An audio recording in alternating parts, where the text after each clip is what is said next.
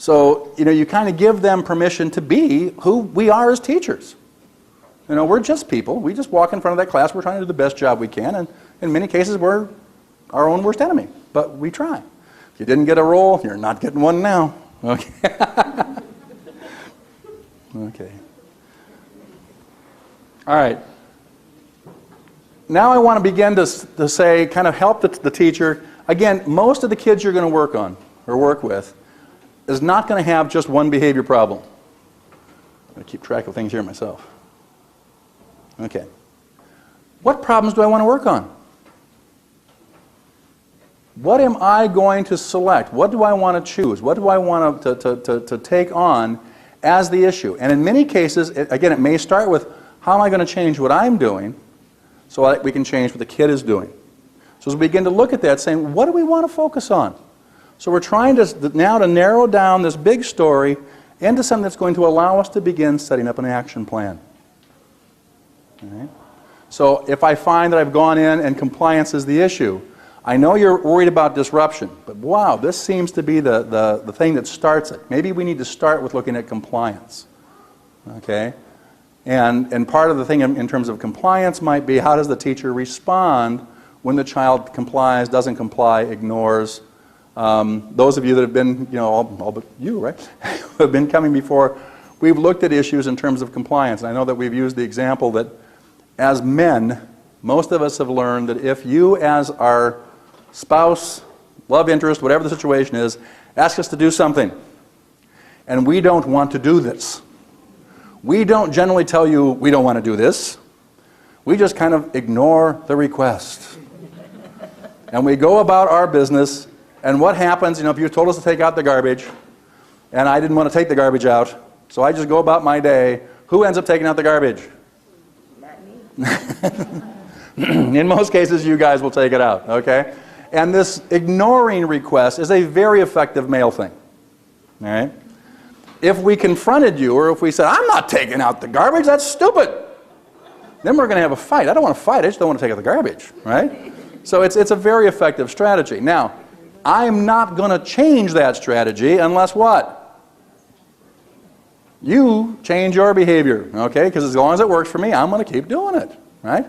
So, and kids are kind of in that same way. So if we're looking at this, what's the problem we're going to work on? Now, if I have a very unskilled or a very new teacher, don't take the biggest problem that you have. Pick one you can actually succeed with relatively quickly. Because nothing succeeds like success. Just like with a kid, if I'm going to start off and they're having problems, I'm going to give them a task they can be successful with so they can feel competent. If I'm working with a teacher who is challenged, I want to give them something they can feel competent with. Be successful with that. Then we'll come back and pick up maybe the more serious problem. But if I attack that and they don't have the skill level and the odds are they're not going to be successful, I'm going to lose a potential ally. All right. Summaries, probes, problem solving, teaching the teacher the process so they can be more proactive. Again, especially I think with children with hearing impaired and children who are deaf, you're going to have to do a lot of that for them. They really are not going to have those skills. They're not going to go look for them. All right? If somebody doesn't lay it out for them, it's probably not going to happen. All right, so responses that don't help. Okay. I'm sure the parents don't feel that, let's see. Okay, we're going to actually go through some stuff. Just hang in there. The school year is coming to an end. Right? We hear a lot of those at this time of the year. We're almost there. Just hang in there. It'll be over in a little bit. I'm sure you're a great teacher, but you can't reach all the students. All right. If the teacher expresses a feeling, look at that feeling. Don't ignore it. All right, that's kind of just a general rule. If you're working with, same thing with a kid. If you've got a kid who's upset and they talk about a feeling, talk about the feeling. You feel frustrated, defeated because John isn't responding to your efforts. Did we go through the example? Did I blow past that? Where is that? Am I going the wrong way here? All right, we'll get there. Yeah. All right, I was saying, why are we talking about John? We haven't talked about John yet. Okay, so here we've got an example. A teacher indicates that John, although it says Jason on yours, I found that mistake today, is a student in your classroom and thinks he's just lazy. All right? Never does his assigned work, basically just takes up space in the classroom. The teacher indicates that they've tried everything and the student just doesn't care. Sound familiar? Tried everything, okay? When I push him, he becomes defiant or simply shuts down.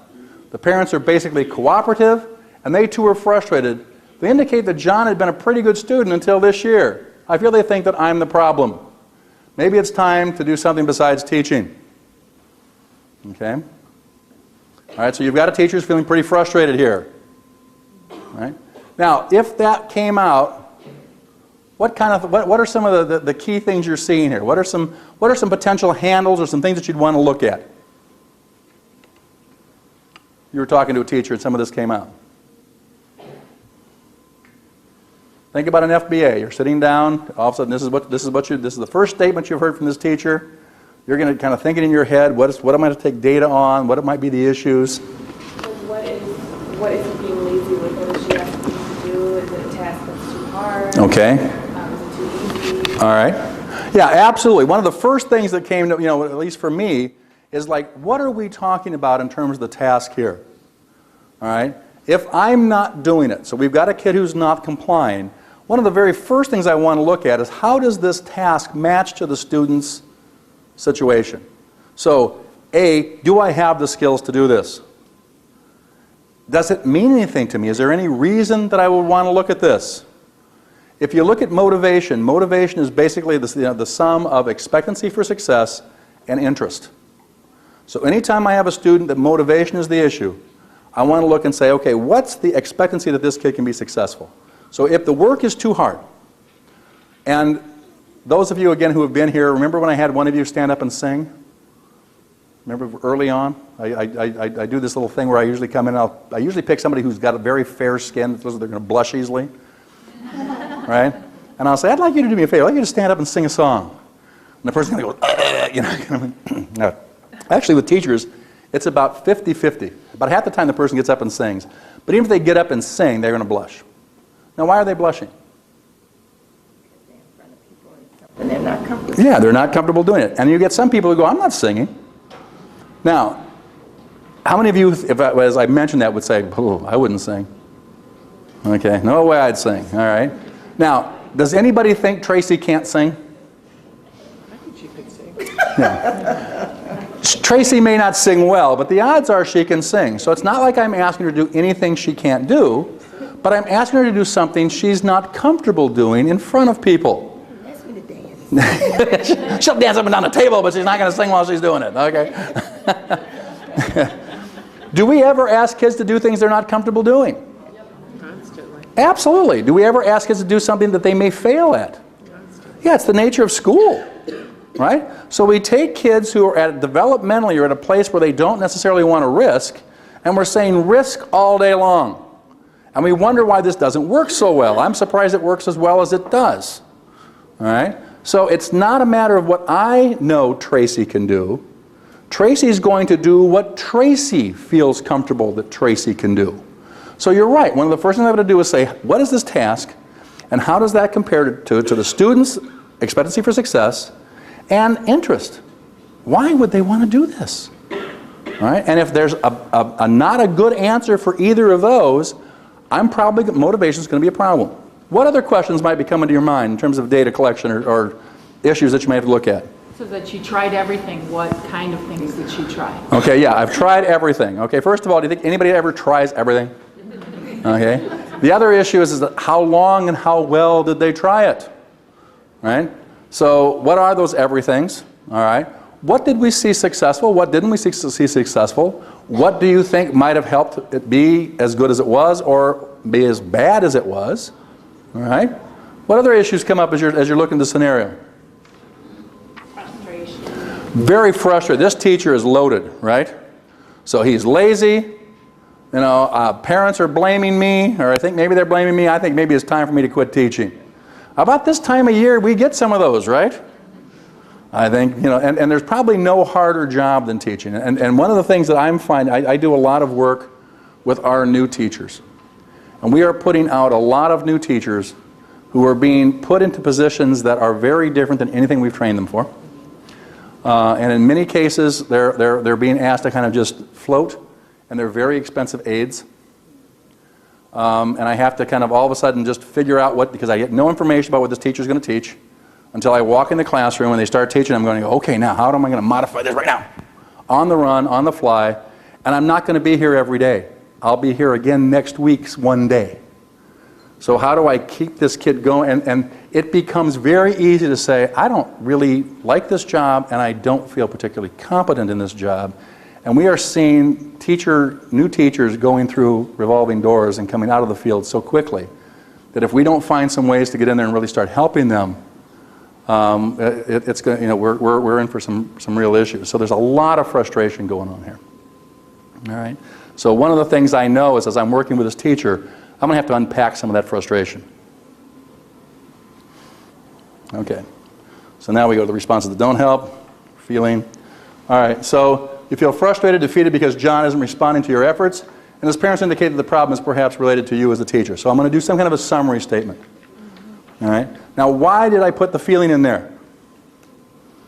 Why is it important that I kind of almost led with, gee, you're feeling frustrated?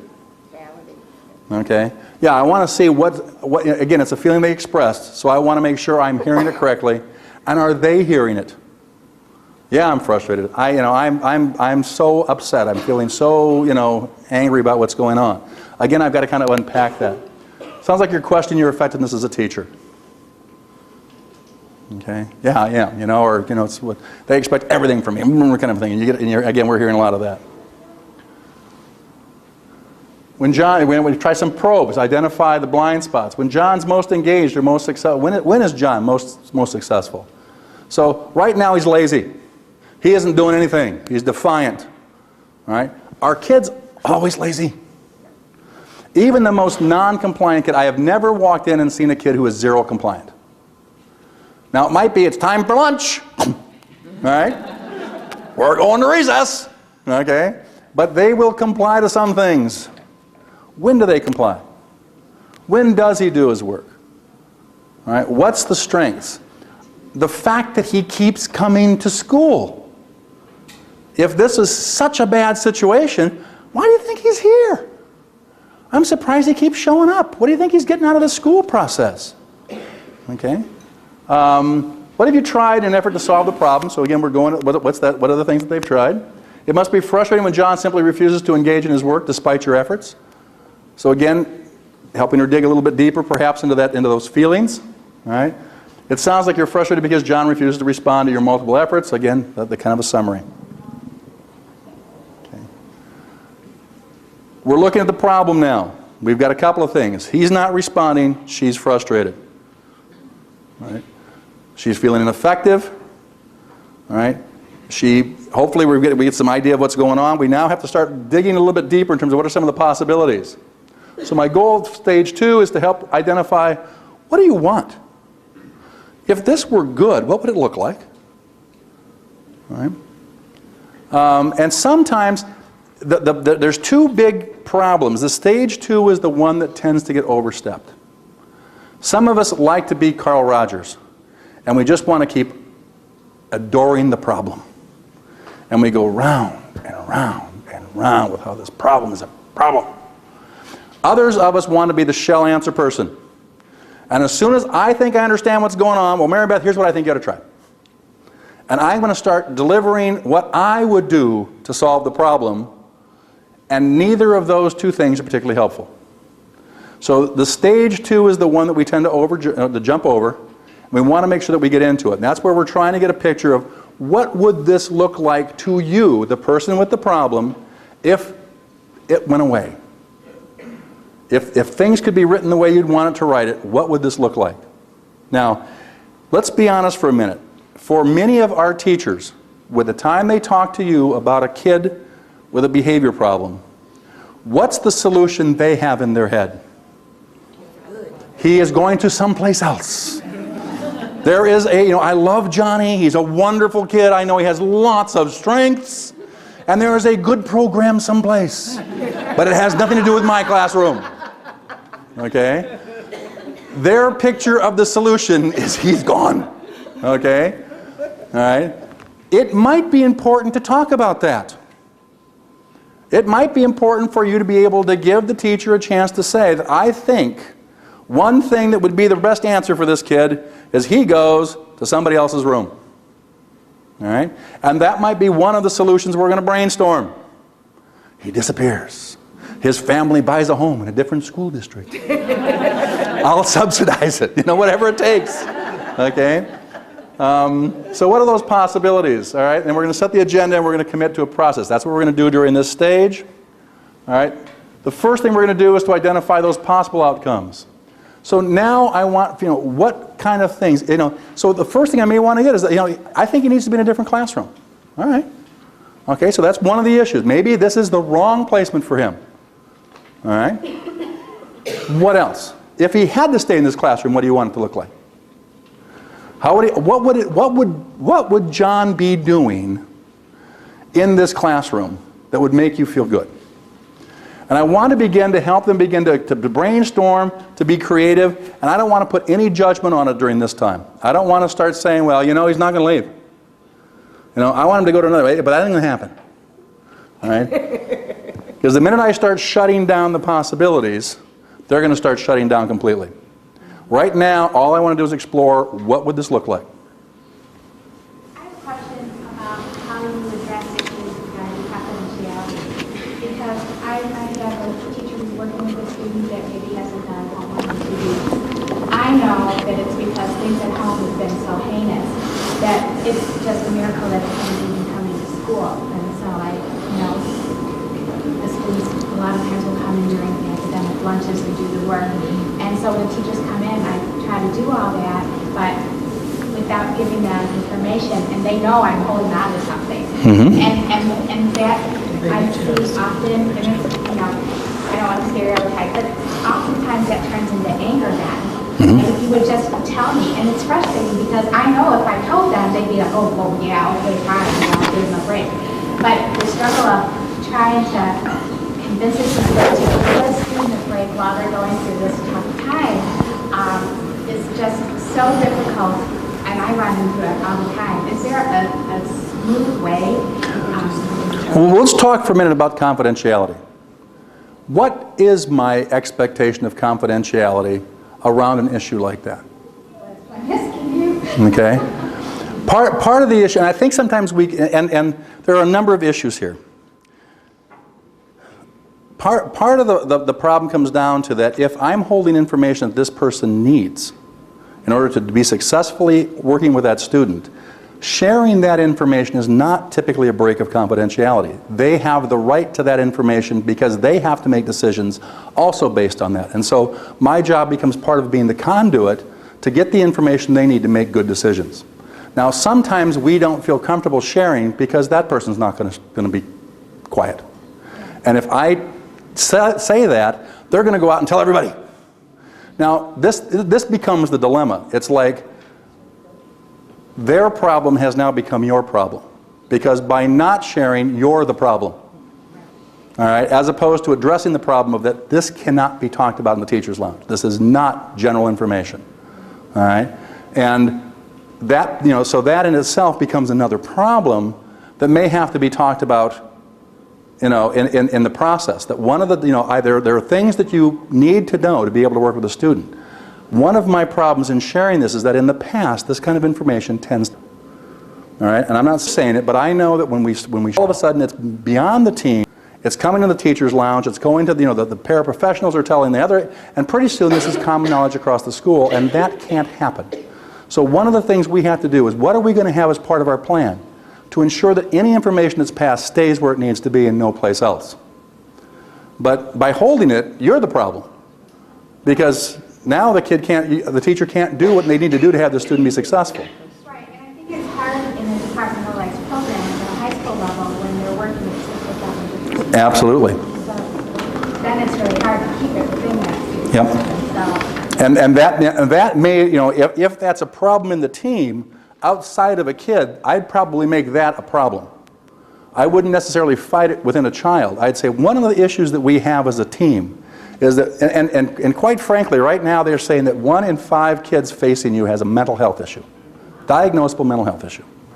1 in 10 that's at a clinical level. All right? We're going to have lots of kids who have very significant issues that impact their ability to be successful at school that we're probably going to have to be able to talk very openly about to build meaningful accommodations to help that student be successful. We've also got kids who live with parents who have mental health problems. And trust me, if you are a child living with a mother or a father with bipolar disorder, especially if they're not medicated, you got a problem. Okay? And my life is hell.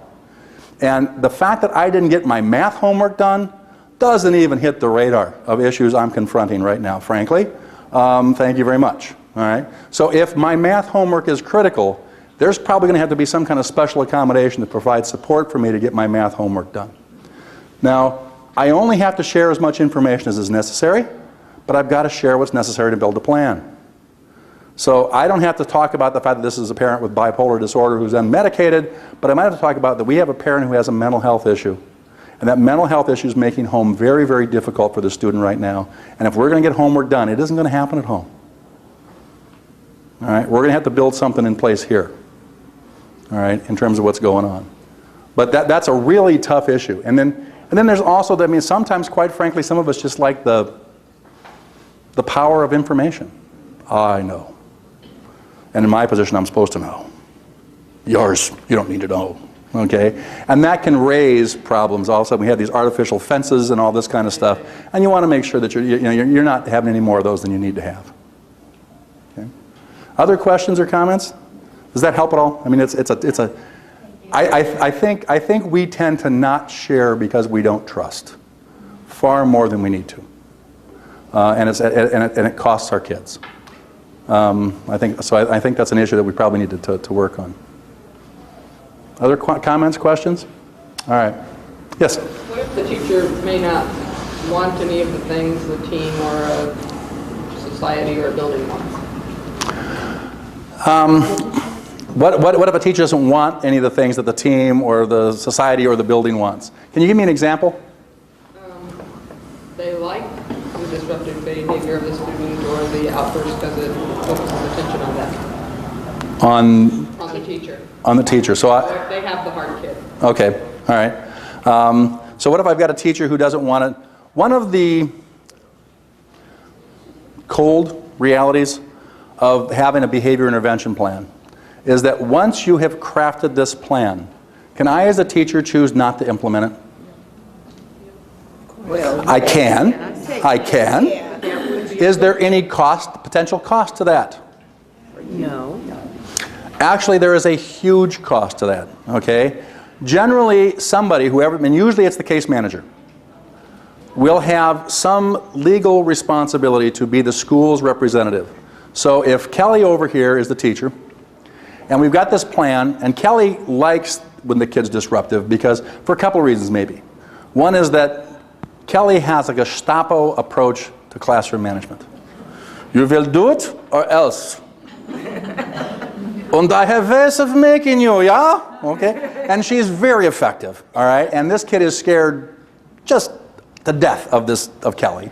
And so in Kelly's class, he doesn't have problems because I squelch him if he does, all right? And maybe I'm not engaged in him, I'm not doing anything else, he's just surviving, but I'm not buying into this plan because I don't need your damn plan. Okay? Or we'll pick on somebody else here. Already picked on Mary Beth, we'll pick on, you guys are smart to sit back. We'll pick on Mary back here. Mary just says, you know what, I am way too busy. I can't be doing this. You know how many kids I've got in my classrooms? 177 kids come through my classroom every day. Why the hell would I want to change what I'm doing for this kid? All right? Regina here, as the case manager, has a responsibility to go to Mary and say, Mary, I know this is a real pain in the patootie, but guess what? You got to do it. This is not an option. This is you got to do it. Okay? If Mary now chooses not to do it, Mary is violating this child's civil rights. This is not a due process. This is a civil rights case. The parents will call the Office of Civil Rights. They will come in, and schools don't want a civil rights case because a civil rights case is not limited to the kid who gets the call.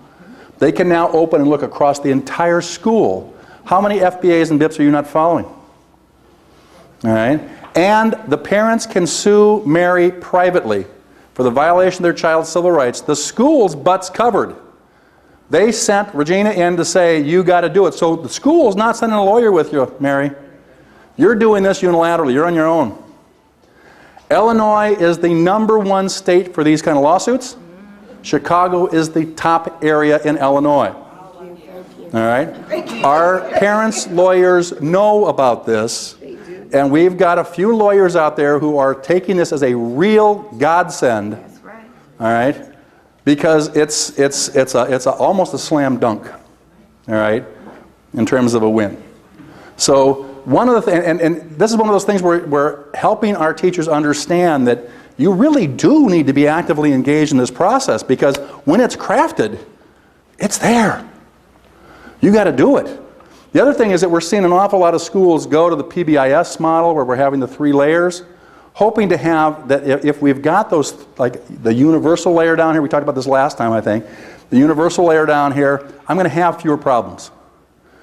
I then have the second tier that hopefully is going to be able to catch kids through programs and structures I have in place, that only a very small number will need to have their own individualized plan. I don't want, if I've got 173 kids passing through my classroom in the course of a given day, I don't want 42 of them to have their own individualized behavior plan. I won't even be able to keep that track of that. And most general ed teachers have more special needs children in their classes than you guys have on your caseload. Now I'm responsible to know all of these IEPs, all of these goals, implement these.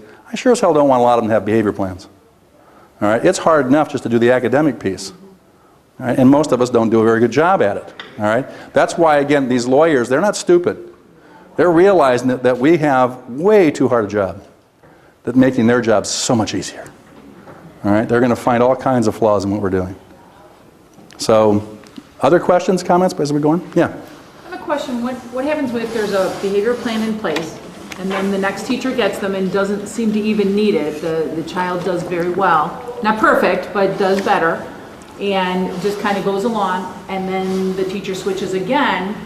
Do you ever take away that behavioral plan, but then knowing that in the future they may need it? In most, again, because context plays such a critical role, almost always you're going to have to at least take a look at a behavior intervention plan as people change contexts. So if I go from teacher A to teacher B is going to be putting, the structure, the classroom is going to be different, the method of instruction is going to be different. It will either, in some cases, create more problems, or it may ease some tensions. And that may require me to then kind of tweak my behavior intervention plan. It will be more or less the way I originally wrote it. But then who tweaks it? The teacher that had them and has the experience of getting them successful, or the new teacher that knows their classroom? It would be the team of the new teacher. Now, we may ask the former teacher to be part of it, because again, I understand Tracy. I know a few things. I know that, for example, I'm working with a young man right now who's got oppositional defiant. I mean, if you looked up oppositional defiant disorder in the dictionary, his picture would be there. I mean, this kid is just the poster child for. Now, if you come at this kid straight on, in a very, with a harsh tone, you may as well just go up and slap him. All right? You're going to have nothing but trouble. Okay? Now, his former teacher learned this the hard way. Okay? I mean, they had the first 3 months of that year was, and all of a sudden it kind of dawned on her, I really don't, just because I'm going to implement a limit doesn't mean I have to jump in the kid's face. I can be very caring and very, passionate and concerned and still say, but this is how it's going to be. And all of a sudden things change dramatically. Okay? Having that teacher come into the new teacher and say, been there, done that. Let me tell you what I found, could save her a whole lot of work of having to rediscover that by themselves. But we're going to have to look at her context. We're going to have to look at that situation. Now, it may require rewriting the whole thing, but oftentimes it just requires some modification. had a situation where a child came to our school, transferred to our school, with a behavior plan. He had to be like 4 when he got it. And then he comes to our school, say the following year, and we find that, one, the behavior plan wasn't written right, it was just like a little checkbox. And so if he did something between 9 and 10, you check the box. I mean, it was really kind of not good. But in the end, we found out, plus they gave him special ed minutes, but he didn't need it. So we found that, towards the end when, we had to do his new IEP, that really he didn't have the serious behaviors that he had at the other school, nor did he need any special education minutes because, besides I cured him, I have magic dust. Thank you.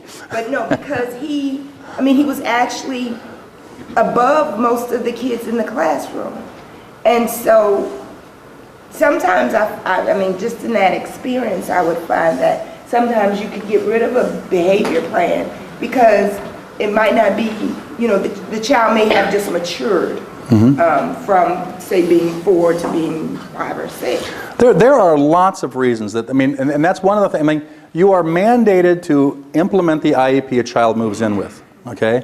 But there's nothing to stop you from rewriting that IEP. Now most of us aren't sitting around going, geez, I'd like to have 5 more meetings. That's what I need, just 5 more meetings, and then my life will be good, So it's not like we want to make work, but at the same time, if all of a sudden I've got an IEP I have to implement, and I really don't need to, all right, it's probably less work to have another IEP meeting and say, let's look at this. Now, one thing you may have problems with is if I start stripping away things, what's the parent maybe going to think? But you talked to the parent throughout the year. We did meet with this parent. But you may not want to go the whole year. Well, not the year, because we didn't. Yeah. Because immediately I was like, ugh, no, this is a waste of my time. Right. But we ended up, we would meet with the parent, because the child did have some behaviors in the beginning, but I thought I was the antecedent because the child found out when I would come that he'd run out the classroom because then he knew that I would be out in the hallway with him. And so at some point I figured that I must be the antecedent. So then when I would come into the classroom, because I had to, then I would say, oh, I'm helping everybody. Oh, little so-and-so, do you need help? Still while observing him, but not giving him the focus that he... The attention, right? Right, and so then he stopped running out of the classroom and stopped throwing shoes and stopped doing...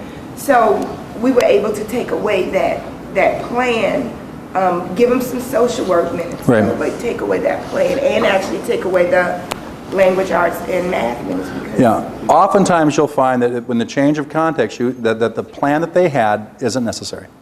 Or there are parts of it, or things that weren't necessary may become necessary, but that this requires a change. Now again, it's an IEP change, so you have to have an IEP meeting, or the team has to be, at least the part of the team that has to be involved. But oftentimes you'll see that all of a sudden, we've got the situation's different. And again, I'll see schools that'll wait until his IEP is due in May, and they'll go through the whole year doing this IEP, or not doing and that's actually gotten schools in more trouble. All of a sudden, I see I don't need the IEP, so I don't do it. I get to the end, all right, I haven't done the minutes, I haven't followed the BIP, and all of a sudden, maybe I've even been very good with telling the parents, but we haven't formally done it, and now I do something that angers the parents. Guess what? All that goodwill doesn't mean squat. I now come after you for having not followed my child's IEP, and I seek a compensatory year of education because you didn't do the IEP. All right, because unless you formally changed it, that's what's in place. So again, there used to be this wonderful time when parents were just grateful that we worked with children.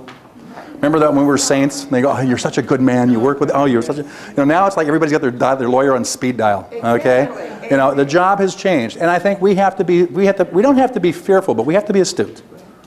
All right, let's take a quick break.